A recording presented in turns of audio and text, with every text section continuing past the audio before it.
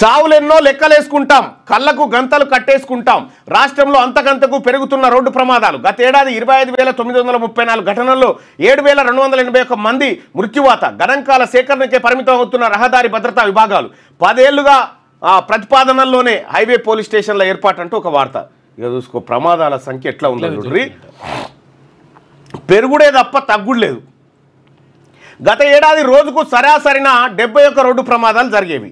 19 మరణాలు ఉన్నాయి. రాష్ట్ర రవాణా శాఖ లెక్కల ప్రకారమే 2015 నుంచి 2024 వరకు చనిపోయిన వారి సంఖ్య 71,052 మంది. ఏది ఈ 9 ఏళ్లలో గడిచిన 9 ఏళ్లలో 71,052 మంది రోడ్డు ప్రమాదాలలో చనిపోయారు. ఖాళీ రోడ్డు ఎక్కితే క్షేమంగా ఇంటికి తిరిగి వస్తామో రామో తెలియని పరిస్థితి ఈ గణాంకాలే నిదర్శనం.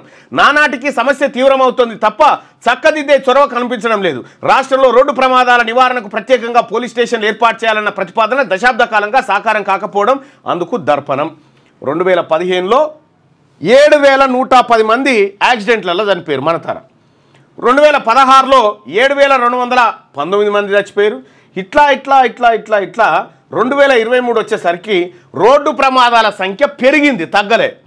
22,903 రోడ్డు ప్రమాదాలు జరిగితే 7,660 మంది చనిపోయారు. ఏడాదికి చనిపోయారు. 6వ తరగతి నుండి 10వ తరగతి విద్యార్థులకు గొప్ప అవకాశం. ఏపీ, తెలంగాణ మరియు సిబిఎస్ఈ విద్యార్థులకు ఎలాంటి అడ్మిషన్ ఫీజు లేకుండా సంవత్సరానికి కేవలం 1,000 రూపాయలకే ఐఐటీ స్టాండర్డ్స్ తో ఆన్లైన్ ట్యూషన్స్ చెప్పబడును. 15 ఏళ్ల సుదీర్ఘ అనుభవం గల ఫ్యాకల్టీతో క్లాసు నిర్వహించబడును. ఇప్పుడే ప్లే స్టోర్ నుండి ధర్మవాహిని యాప్ ని డౌన్లోడ్ చేసుకోండి. వివరాలకు సంప్రదించండి 7893051526.